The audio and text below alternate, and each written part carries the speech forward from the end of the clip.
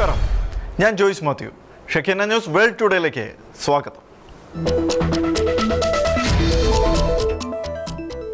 Hamas ബന്ദികളെല്ലാം വിട്ടയച്ചതിനു പിന്നാലെ Israel പാർലമെന്റിനെ അഭിസംബോധന ചെയ്ത് സംസാരിച്ച് അമേരിക്കൻ പ്രസിഡന്റ് ഡൊണാൾഡ് ട്രംപ് ഇതൊരു യുദ്ധത്തിന്റെ അവസാനം മാത്രമല്ല എന്നും ഇതൊരു പുതിയ പശ്ചിമേഷ്യയുടെ ചരിത്രപരമായ ഉദയമാണെന്നും ട്രംപ് പറഞ്ഞു. Thank you very much Bibi, great job എന്ന പ്രസംഗത്തിനിടെ ഇസ്രായേൽ പ്രധാനമന്ത്രി ബെഞ്ചമിൻ നെതന്യാഹുവിനെ പ്രശംസിച്ചുകൊണ്ട് ട്രംപ് പറഞ്ഞു. ഇന്നത്തെ അമേരിക്കയെ പോലെ ഇസ്രായേലിനും ഒരു സുവർണകാലം ഉണ്ടാകുമെന്നും ട്രംപ് വാഗ്ദാനം ചെയ്തു.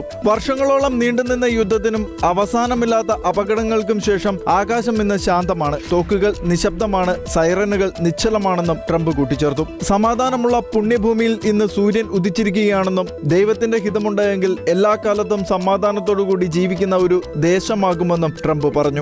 വെടിനിർത്തൽ കരാറുമായി ബന്ധപ്പെട്ട് ഞങ്ങൾ സമയം പാഴാക്കുകയായിരുന്നുവെന്ന് പലരും പറഞ്ഞു. പക്ഷേ ഞങ്ങൾ ഇത് നേടിയെടുത്തുവെന്നും ട്രംപ് പറഞ്ഞു. ഇതുവരെ 8 യുദ്ധങ്ങൾ അവസാനിപ്പിച്ചുവെന്ന തന്റെ അവകാശവാദവും ട്രംപ് ആവർത്തിച്ചു.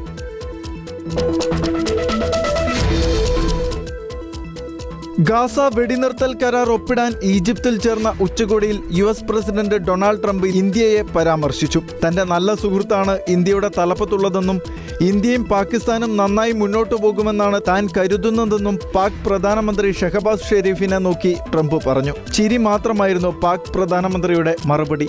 കഴിഞ്ഞയാഴ്ച ധാരണയായ ഗാസ വെടിനിർത്തൽ കരാർ ഈജിപ്തിൽ നടന്ന ഉച്ചകോടിയിൽ ഒപ്പിട്ടു. US president Donald Trump, Qatar അമീർ Sheikh Tamim bin Hamad Al Thani, Egypt president Abdel Fattah al Sisi, Turkey president Tayyip Erdogan എന്നീ മധ്യസ്ഥരായ രാഷ്ട്ര നേതാക്കളാണ് കരാറിൽ ഒപ്പിട്ടത്.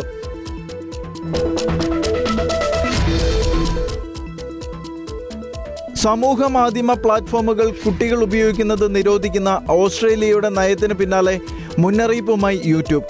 ഉദ്ദേശം നല്ലതാണെങ്കിലും ഈ തീരുമാനം കുട്ടികളെ ഡിജിറ്റൽ ലോകത്ത് സുരക്ഷിതരായിരിക്കുന്നതിന് സഹായിക്കില്ല എന്നാണ് യൂട്യൂബ് മുന്നറിയിപ്പ് നൽകിയിരിക്കുന്നത്. ഈ വർഷം അവസാനത്തോടെ 16 വയസ്സിൽ താഴെയുള്ള കുട്ടികളെ സമൂഹ മാധ്യമ പ്ലാറ്റ്ഫോമുകൾ ഉപയോഗിക്കുന്നതിൽ നിന്നും പൂർണ്ണമായി വിലക്കുമെന്ന് ഓസ്ട്രേലിയൻ പ്രധാനമന്ത്രി ആന്റണി ആൽബനീസ് പ്രഖ്യാപിച്ചിരുന്നു. ഈ നിരോധനത്തിൽ നിന്ന് രക്ഷപ്പെടുന്നതിനായി യൂട്യൂബ് ഒരു സോഷ്യൽ മീഡിയ പ്ലാറ്റ്ഫോം അല്ല എന്നും യൂട്യൂബിന്റെ വക്താവ് റേച്ചൽ ലോർഡ് സൈനറ്റ് കമ്മിറ്റിയുടെ മുന്നിൽ വാദിച്ചു. ഉദ്ദേശം നല്ലതാണെങ്കിലും പ്രതീക്ഷിക്കാത്ത തിരിച്ചടി നേരിടേണ്ടി വരുമെന്നാണ് റേച്ചൽ പറഞ്ഞത്. നിയമം നടപ്പിലാക്കുന്നത് വളരെ ബുദ്ധിമുട്ടായിരിക്കും. കുട്ടികളെ ഓൺലൈനിൽ സുരക്ഷിതരാക്കുമെന്ന ആഗ്രഹം ഈ നിയമത്തിലൂടെ നടപ്പാക്കുക സാധ്യമല്ല. കുട്ടികളെയും കൗമാരക്കാരെയും ഓൺലൈനിൽ സുരക്ഷിതമായി നിലനിർത്തുന്നതിനുള്ള വ്യവസായ ശ്രമങ്ങൾ കെട്ടിപ്പൊക്കുന്നതിനുള്ള ഫലപ്രദമായ ഉപകരണമാണ് നന്നായി തയ്യാറാക്കിയ നിയമനിർമ്മാണം. പക്ഷേ കുട്ടികളെ ഓൺലൈനിൽ സുരക്ഷിതമായി നിലനിർത്തുന്നതിനുള്ള പരിഹാരം അവരെ ഓൺലൈനിൽ നിന്ന് തടയുക അല്ല എന്നും റേച്ചൽ വ്യക്തമാക്കി.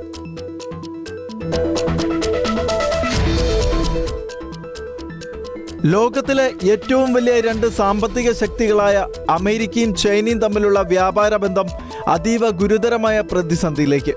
US ഇറക്കുമതി ചെയ്യുന്ന എല്ലാ ചൈനീസ് ഉൽപ്പന്നങ്ങൾക്കും 100% വരെ അധിക താരിഫ് ചുമത്തുമെന്ന ട്രംപ് ഭരണകൂടത്തിന്റെ ഭീഷണിയാണ് നിലവിലെ പ്രതിസന്ധിക്ക് കാരണം. ഈ നീക്കം ഇരു രാജ്യങ്ങളും തമ്മിലുള്ള ബന്ധം തകർച്ചയുടെ വക്കിലെത്തിച്ചതായും സാമ്പത്തികമായ ഒരു ശീതയുദ്ധത്തിന്റെ സാധ്യതകളിലേക്ക് വിരൽ ചൂണ്ടുന്നതായും വിദഗ്ധർ വിലയിരുത്തുന്നു. ട്രംപ് ഭരണകൂടം താരിഫ് ഭീഷണി മുഴക്കിയത് തന്ത്രപ്രധാനമായ ധാതുക്കളുടെ കയറ്റുമതിയിൽ ചൈന ഏർപ്പെടുത്തിയേക്കാവുന്ന നിയന്ത്രണങ്ങളോടുള്ള പ്രതികരണമായിട്ടാണ്. സെമി കണ്ടക്ടറുകൾ, ഇലക്ട്രിക് വാഹനങ്ങൾ, വിൻഡ് ടർബൈനുകൾ, പ്രതിരോധ സാമഗ്രികൾ എന്നിവയുൾപ്പെടെ നിരവധി സുപ്രധാന വ്യവസായങ്ങൾക്ക് അത്യാവശ്യമായി ഈ ധാതുക്കളുടെ ആഗോള വിതരണത്തിൽ ചൈനയ്ക്കുള്ള ആധിപത്യം US വ്യവസായങ്ങൾക്ക് വലിയ വെല്ലുവിളിയാണ് ഉയർത്തുന്നത്. ചൈനയുടെ നീക്കം ശത്രുതാപരമായ നടപടിയാണെന്ന് US ആരോപിക്കുമ്പോൾ USന്റേത് ഇരട്ടത്താപ്പെന്ന് ചൈന തിരിച്ചടിച്ചു.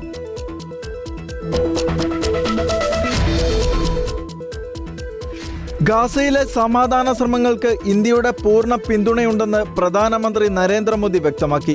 ബന്ദികളെ മോചിപ്പിക്കുന്നതിനെ സ്വാഗതം ചെയ്ത മോദി അവരുടെ മോചനം അവരുടെ കുടുംബങ്ങളുടെ ധൈര്യത്തിനും പ്രസിഡന്റ് ട്രംപിന്റെ അചഞ്ചലമായ സമാധാന ശ്രമങ്ങൾക്കും പ്രധാനമന്ത്രി നെതന്യാഹുവിന്റെ ദൃഢനിശ്ചയത്തിനുമുള്ള സമർപ്പണമാണ് എന്ന് എക്സിൽ കുറിച്ചു. മേഖലയിൽ സമാധാനം കൊണ്ടുവരാനുള്ള US പ്രസിഡന്റ് ഡൊണാൾഡ് ട്രംപിന്റെ ആത്മാർത്ഥമായ ശ്രമങ്ങൾക്ക് ഇന്ത്യ പിന്തുണ നൽകുന്നുവെന്നും പ്രധാനമന്ത്രി അറിയിച്ചു. ഉച്ചകോടിയിൽ പ്രധാനമന്ത്രിയുടെ പ്രത്യേക പ്രതിനിധിയായി വിദേശകാര്യ സഹമന്ത്രി കീർത്തി വർദ്ധൻ സിംഗ് പങ്കെടുത്തു.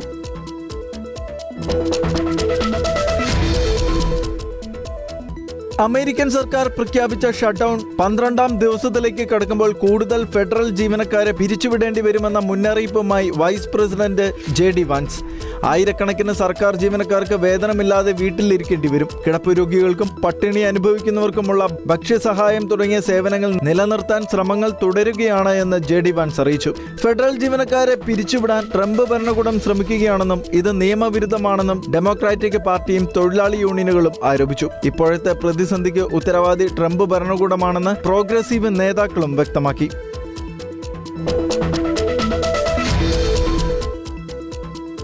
സ്റ്റാർഷിപ്പ് റോക്കറ്റിന്റെ 11ാമത്തെ പരീക്ഷണ പറക്കൽ നടത്തി സ്പേസ് എക്സ്. ഡെമി ഉപഗ്രഹങ്ങൾ വിക്ഷേപിച്ച് ഇന്ത്യൻ മഹാസമുദ്രത്തിൽ ഇറങ്ങുക എന്ന ലക്ഷ്യത്തോടെ സ്പേസ് എക്സ് തങ്ങളുടെ 11ാമത്തെ പൂർണ്ണ സ്കെയിൽ സ്റ്റാർഷിപ്പ് പരീക്ഷണ പറക്കൽ ടെക്സാസിൽ നിന്നും നടത്തി. നാസയുടെ വരാനിരിക്കുന്ന ചാന്ദ്ര ലാൻഡിംഗ് ലക്ഷ്യങ്ങൾക്ക് നിർണായകമായ ഭാവിയിലെ ചന്ദ്ര ചൊവ്വ ദൗത്യങ്ങൾക്കായുള്ള പരീക്ഷണങ്ങളും ഈ ദൗത്യത്തിൽ നടന്നു. ഇതുവരെ നിർമ്മിച്ചതിൽ വെച്ച് ഏറ്റവും വലുതും ശക്തവുമായ റോക്കറ്റാണ് സ്റ്റാർഷിപ്പ്. ബൂസ്റ്റർ എന്നും മദർഷിപ്പ് എന്നും വിളിക്കുന്ന 2 ഭാഗങ്ങളാണ് പ്രധാനമായും സ്റ്റാർഷിപ്പിലുള്ളത്. ഇതിൽ മദർഷിപ്പ് ബഹിരാകാശത്തേക്ക് കടന്നതിനു ശേഷം ഇന്ത്യൻ മഹാസമുദ്രത്തിലേക്ക് ഇറങ്ങാനും ബൂസ്റ്റർ മെക്സിക്കോ ഉൾക്കടലിലേക്ക് ഇറങ്ങാനുമായിരുന്നു പദ്ധതി. വെർഷൻ 2 എന്ന് പേരിട്ട് സ്പേസ് എക്സ് വിളിക്കുന്ന പ്രോട്ടോടൈപ്പിന്റെ പരീക്ഷണമാണ് തുടർച്ചയായ 2ാം തവണയും 80% വിജയം കണ്ടത്. വിക്ഷേപിക്കുന്ന വാഹനം പൂർണ്ണമായും പുനരുപയോഗിക്കാൻ കഴിയുന്ന തരത്തിലേക്ക് എത്തിക്കുക എന്നതാണ് സ്പേസ് എക്സിന്റെ ലക്ഷ്യം.